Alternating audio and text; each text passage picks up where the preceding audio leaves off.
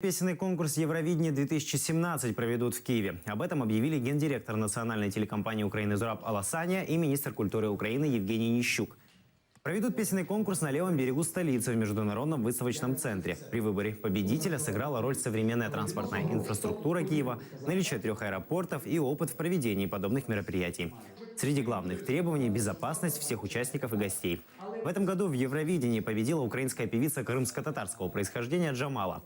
Она спела песню 1944 о депортации крымско-татарского народа.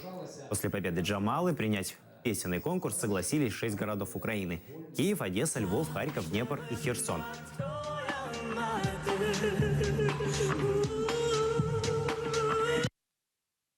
Містом проведення Євробачення 2017 обрано місто Київ.